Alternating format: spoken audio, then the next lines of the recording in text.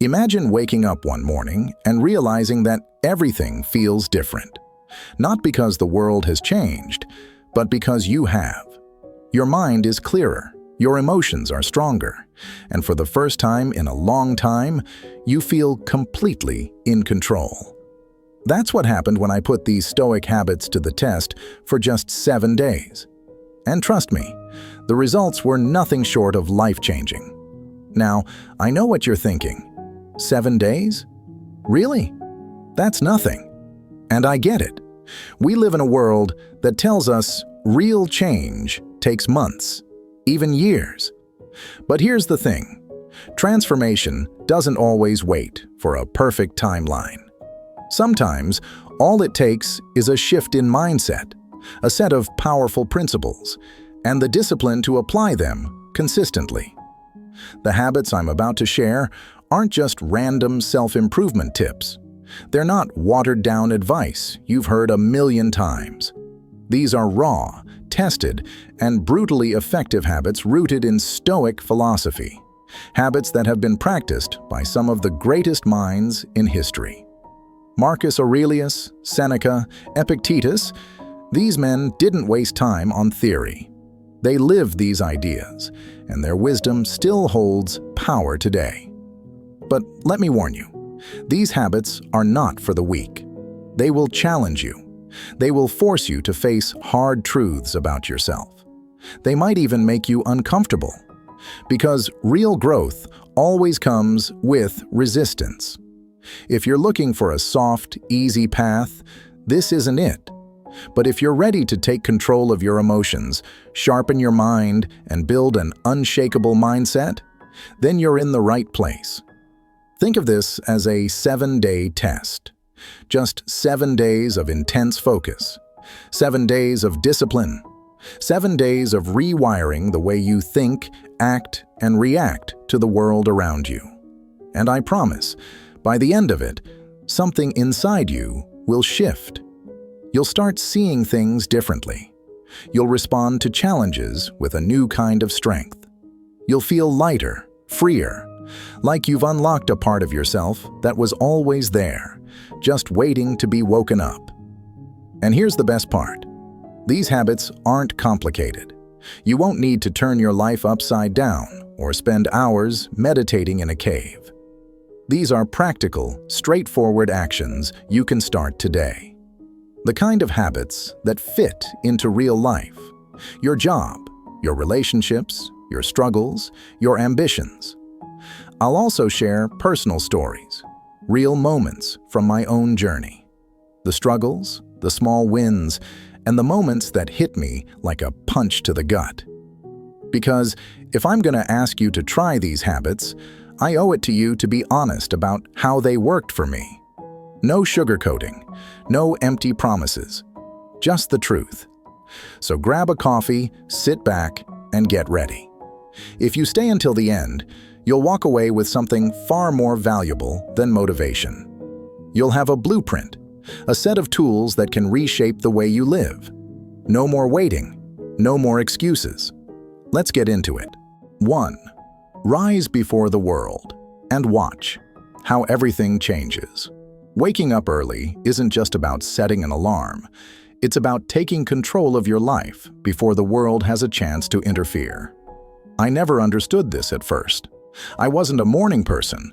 My bed was my kingdom, and the snooze button was my most loyal servant. Mornings always felt like a battle I was losing. Rushing, scrambling, feeling like I was already behind before the day had even begun. But then I tried something different. I decided to wake up before the world did. And at first, it was brutal. Dragging myself out of bed at 5 a.m. felt like torture. My body resisted. My mind screamed for more sleep. I kept asking myself, is this really worth it? But then, something unexpected happened. By the 3rd day, I noticed something rare. Stillness. The world was quiet. No cars honking, no messages buzzing on my phone. Just silence. And in that silence, I found something I had never felt before in the mornings. Control. It was like I had discovered a hidden pocket of time that belonged only to me. I wasn't waking up to the world's demands. I was waking up for myself. Marcus Aurelius once said, "At dawn, when you have trouble getting out of bed, tell yourself, 'I have to go to work as a human being.'" The great minds of history didn't waste their mornings. They understood that waking up early isn't just about time. It's about who you become in those hours. In those early hours, I found time for things I had always convinced myself I had no time for. I started my day with light exercise, not an intense workout, just something to wake up my body, like stretching or a slow jog. It felt like shaking off the heaviness of sleep and stepping into the day with purpose. I also spent a few minutes in quiet reflection, setting my intentions before the day had the chance to set them for me. Just 5 minutes of stillness made my mind feel sharper, my emotions more grounded. Then there was breakfast, not the rushed, half-eaten bite of toast as I ran out the door. I actually sat down, sipped my coffee, and breathed. It was in these small moments, these unrushed, intentional choices, that I realized what waking up early truly gave me: power over my own time. You might be thinking, what if I'm just not a morning person? But here's the thing, neither was I, and neither are most people. But discipline isn't about doing what feels easy. It's about doing what strengthens you. The sun doesn't wait for permission to rise, and neither should you. One morning, I stepped out onto my balcony and watched the sunrise. It was a sight I had ignored for years. Too busy, too tired, too lost in the rush of life. But that morning, as the sky slowly changed from deep blue to gold, I felt something I hadn't felt in a long time: gratitude. I was awake, fully present, witnessing the world begin again. And I realized, this is what I had been missing all along. Waking up early isn't about forcing yourself into exhaustion. It's about claiming time that's already yours and using it well. Start small. Wake up just 15 minutes earlier than usual, then gradually increase it. You don't have to be a morning person. You just have to be a person who's ready to live life on your terms. Because while the rest of the world sleeps, you're already ahead. 2. Move your body. Move your life. Your body wasn't made to sit still all day.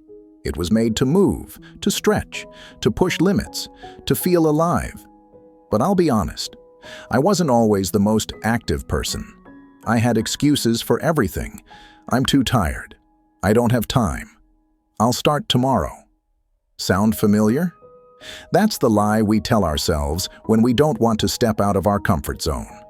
But comfort doesn't build strength. Comfort doesn't sharpen your mind. And it definitely doesn't give you the kind of energy that makes you unstoppable.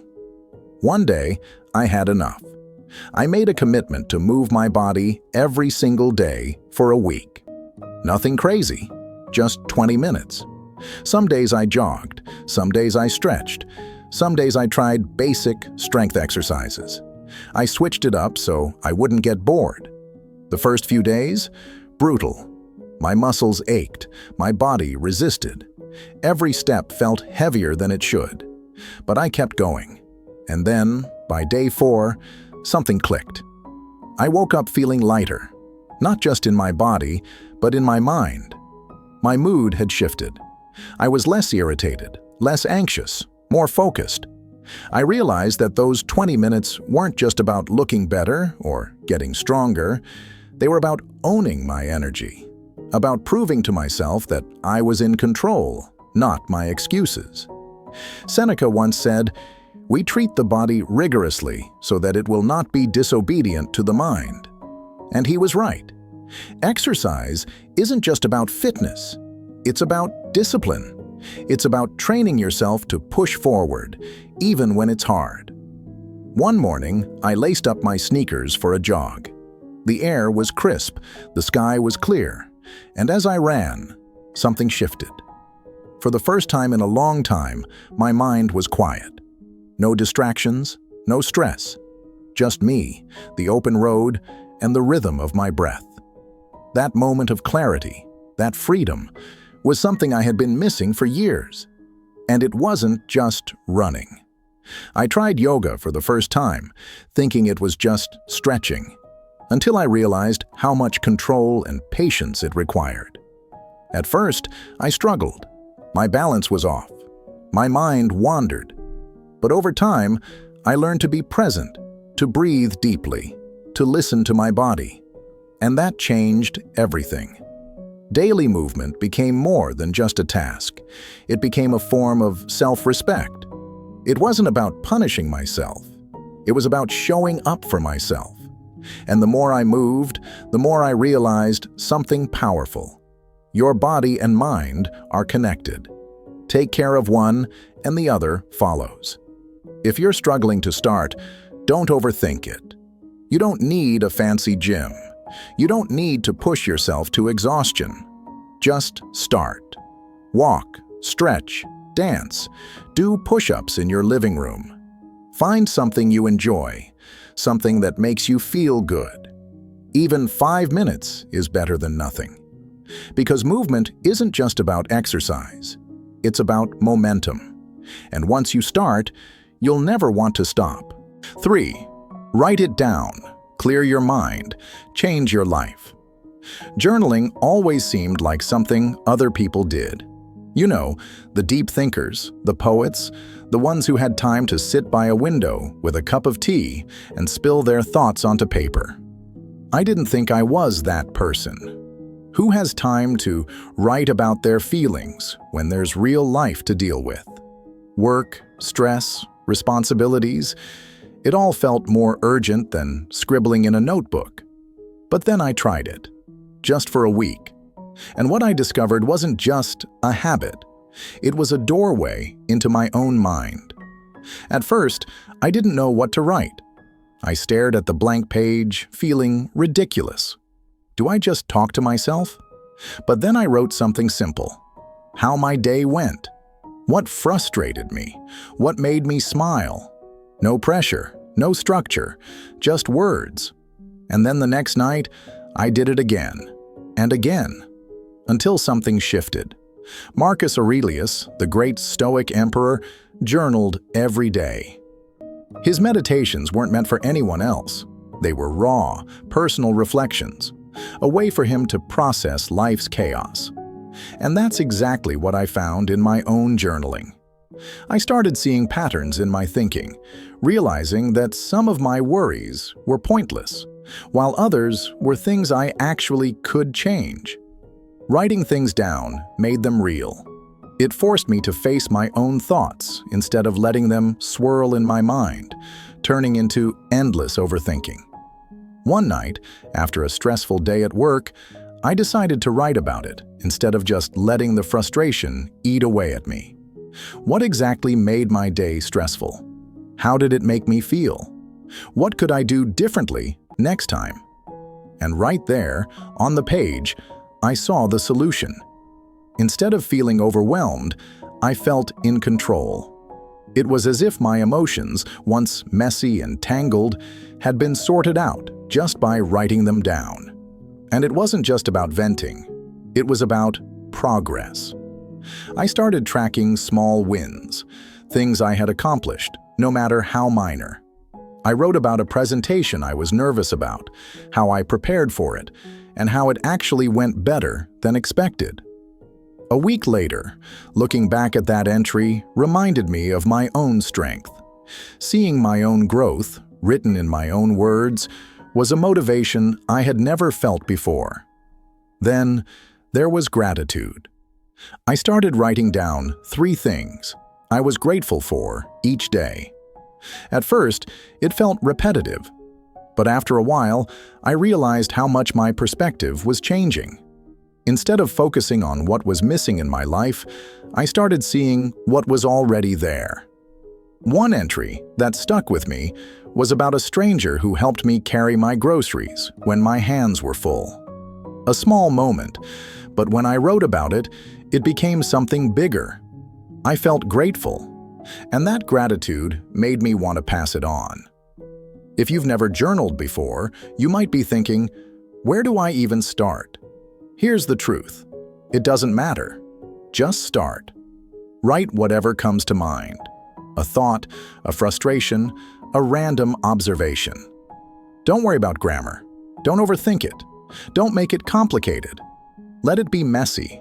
Let it be real. Because journaling isn't about writing something perfect.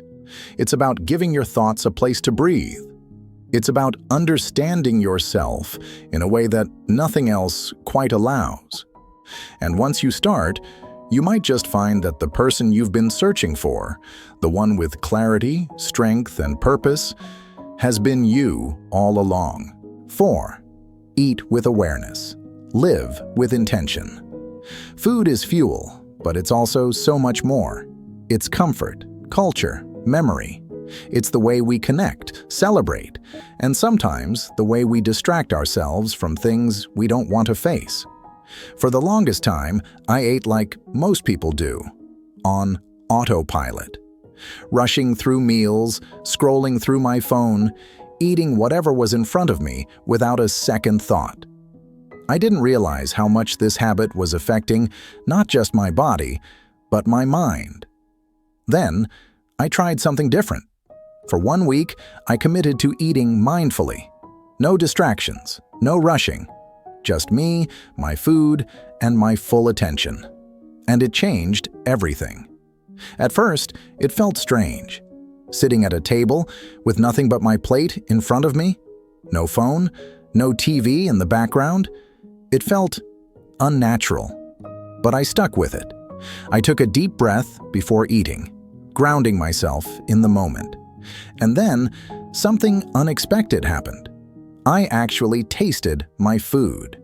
Not just the surface flavors, but the textures, the layers of sweetness, saltiness, crunchiness. It was like I had been eating in black and white my whole life, and suddenly, everything was in color. Seneca once said, "Enjoy present pleasures in such a way as not to injure future ones." That's exactly what mindful eating teaches you. To slow down, to enjoy this meal, this moment, without mindlessly overindulging and regretting it later. One morning, I made a simple bowl of oatmeal, the same kind I had eaten 100 times before. But this time, I wasn't rushing out the door. I took my time. I noticed the creamy texture, the subtle sweetness of the honey I drizzled on top, the warmth of each bite. That small act, fully experiencing something as simple as oatmeal, set the tone for my entire day. I felt more centered, more aware, and surprisingly, more grateful. I also started paying attention to how different foods made me feel. After eating whole, fresh foods, I felt light, energized, focused. But after eating processed, heavy foods, I felt sluggish, bloated, drained. I had always known this logically, but when I actually experienced it through mindful eating, I couldn't ignore it anymore. My body was talking to me. I just hadn't been listening. Then came the real test, emotional eating. We've all done it.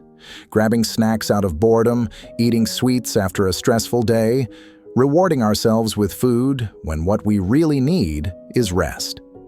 One evening, I caught myself reaching for something sugary after dinner. But instead of eating it automatically, I stopped. Am I actually hungry? Or am I just tired, stressed, or looking for comfort? I realized I wasn't truly hungry. What I really needed was a break. So instead of dessert, I made a cup of herbal tea, took a deep breath, and let the craving pass. It was a small moment, but it felt like a massive victory. Mindful eating isn't about dieting or restrictions, it's about paying attention. It's about recognizing that food isn't just something we consume, it's something that nourishes us, physically and emotionally. And when you eat with awareness, you start to live with awareness too. If you've never tried mindful eating, start with just one meal. Sit down without distractions. Take a deep breath. Slow down. Savor every bite. Notice how it tastes, how it feels, how it affects you. It sounds simple, but the impact? Life-changing. Because the way you do one thing is often the way you do everything. And when you start treating something as basic as eating with more care and attention, that same mindfulness starts to spill into the rest of your life. 5. Put down the screen. Pick up your life. Screens rule our lives more than we'd like to admit. They fill every spare second, waiting in line, eating meals, lying in bed before sleep. The moment there's a pause in our day, we reach for a screen like it's oxygen. But here's the truth. The more time we spend staring at a screen, the less time we spend living. I used to justify it. It's just a quick scroll. Just one more episode. I'll check my emails for a second. But seconds turned into minutes. Minutes turned into hours. And before I knew it, entire days were slipping through my fingers.